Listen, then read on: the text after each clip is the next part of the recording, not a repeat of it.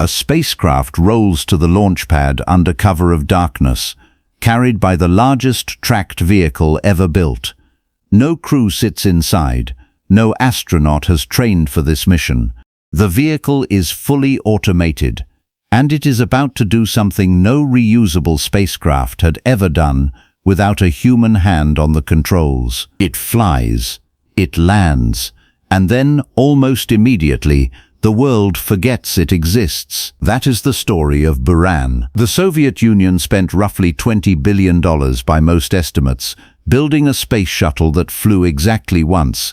It was arguably the most technically sophisticated spacecraft of its era. It sat in a hangar for years, gathering dust, until the roof fell on it. What happened, and why, is more complicated than a simple story of collapse. To understand Buran, you have to start with fear. In the late 1970s, Soviet military analysts watched the American space shuttle program with deep suspicion. The shuttle was large. It could carry substantial payloads. Its flight path, Soviet planners noted, took it over Soviet territory on certain trajectories. They did not believe it was purely a civilian program. Valentin Glushko, the chief rocket designer tasked with responding, reportedly told colleagues that the Americans would not invest that kind of money just to put satellites in orbit. The Soviet assessment, which historians have since confirmed through declassified documents, was that the shuttle could carry nuclear weapons or pull satellites out of orbit and bring them back to Earth. That fear drove everything that followed. The Buran program, formally approved in 1976, was not conceived as a scientific vehicle. It was conceived as a military counter. Soviet engineers were told essentially to build what the Americans were building, but make it work better. This created an immediate problem. The Americans had a reason for their shuttle's specific shape and size. The Soviet engineers did not fully know what that reason was. They were reverse engineering a solution to a problem they could only partially see. The result was a spacecraft that looked, at first glance, almost identical to the American orbiter. Same delta wing shape, similar fuselage dimensions, similar tile-based heat shield. Critics called it a copy. It was not. The differences were significant, and some were genuine advances. The American shuttle used its main engines, the most powerful hydrogen-fueled engines ever built, to reach orbit, and those engines flew with the orbiter every mission, making them expensive to recover and refurbish.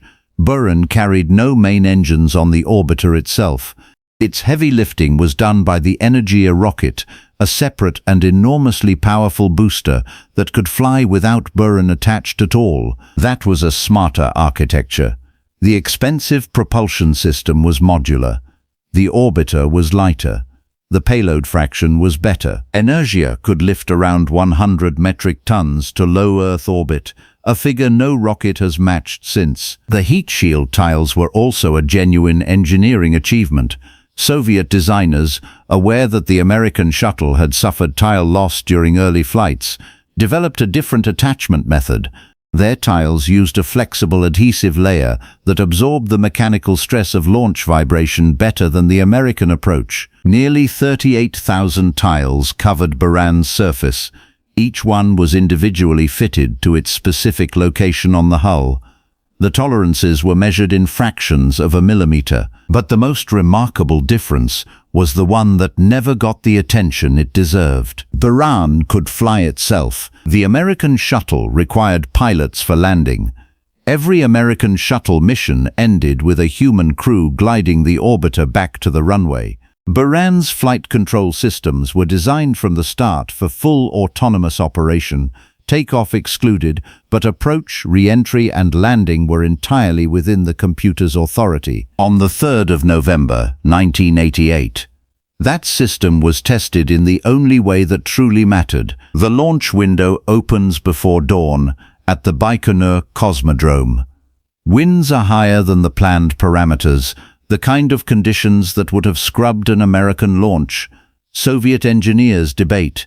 The decision is made to proceed. Buran lifts off at 6 minutes past 6 in the morning, local time, riding the Energia booster into a clear Central Asian sky. 2 orbits, 3 hours and 25 minutes in space. Then the computers take over for re-entry. The vehicle descends through the atmosphere, managing its heat load through precise banking maneuvers. Ground controllers watch telemetry. They cannot intervene in any meaningful way. Either the software works or it does not. Buran touches down on the runway at Baikonur, 3 kilometers from the launch complex. The landing is so precise that the vehicle stops within meters of the center point. No human pilot, no backup crew, the first and only flight of the most expensive automated spacecraft ever built, and it lands cleaner than most crewed missions. The engineers at Baikonur reportedly wept, and then the program began to die. This is where the story becomes genuinely painful, because Buran did not fail. It was abandoned. Mikhail Gorbachev's government was already under severe economic strain by 1988. The cost of maintaining Soviet military competition with the United States in space, in nuclear weapons, in conventional forces, was consuming a share of GDP that the Soviet economy simply could not sustain. The Buran program cost, by various estimates, between 14 billion and 20 billion rubles at Soviet-era valuations. Converting that to modern dollars is imprecise, but most analyses place the figure somewhere between 15 billion and 25 billion dollars in current terms. That is a vast sum for a vehicle that flew once. After the November flight, the program was suspended rather than cancelled outright. 2 more orbiters were partially completed. A second flight was planned, then deferred. A third was discussed, then quietly dropped. The Soviet Union dissolved in December of 1991. Russia inherited the program's assets and its debts. The new government had no money, no institutional will, and no strategic rationale for continuing a vehicle that had been built primarily to counter a perceived American military threat that was now, diplomatically, no longer the point. Buran was officially cancelled in 1993. The original orbiter, the one that had actually flown, was placed in storage at Baikonur. The cosmodrome was in Kazakhstan, now a foreign country. Maintenance funding was uncertain.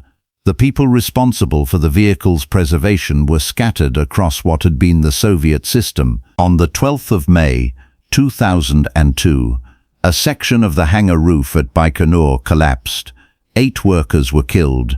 The Buran orbiter was destroyed. The vehicle that had executed one of the most technically precise automated landings in the history of spaceflight was crushed by a poorly maintained roof. Not a drama, not a final battle, not even a decision, just a roof. 2 partially completed orbiters still exist. One is displayed at a theme park outside Moscow. One sat for years at a Baikonur facility before being offered for sale. Smaller test vehicles, unpowered atmospheric trainers used to practice the landing approach, ended up in Germany, Australia, and various private collections. The Energia rocket, arguably the most capable heavy-lift vehicle ever flown, was also cancelled. No successor with equivalent capability was built for decades. When engineers at space agencies around the world, years later, began studying how to send large payloads beyond Earth orbit, they found themselves wishing for exactly the kind of architecture that Energia and Buran had demonstrated. The irony is real, and it is not subtle. The American Shuttle flew 135 missions over 30 years. It built the International Space Station. It launched Hubble. It suffered 2 catastrophic failures, losing 14 crew members. It was retired in 2011, leaving the United States without its own crewed launch capability for nearly a decade. Buran flew once, flawlessly, and was forgotten. Whether that outcome reflects Soviet overreach, bad timing, or simply the brutal arithmetic of geopolitical collapse, is a question historians still argue over. What is harder to argue with is the engineering record. A fully autonomous, reusable spacecraft landed itself on a runway in 1988. The software that did it was written without modern computing power, without the simulation tools available today, by engineers working in a system that was simultaneously trying to hold together a collapsing economy and a disintegrating political order. They pulled it off. The hangar just could not hold up. Whether this was a program ahead of its time, or a program that simply ran out of time, the answer probably depends on how you measure the purpose of a spacecraft. Buran never carried a cosmonaut. It never launched a satellite. It never served the military mission it was designed for. But it did the one thing its engineers most needed to prove. It flew. It came home. It landed exactly where it was supposed to land. The story of this project is still being written in the archives of the Soviet space program, in the work of the engineers who built it, and in the questions their successors are still asking about what reusable spaceflight could look like if the economics ever line up right.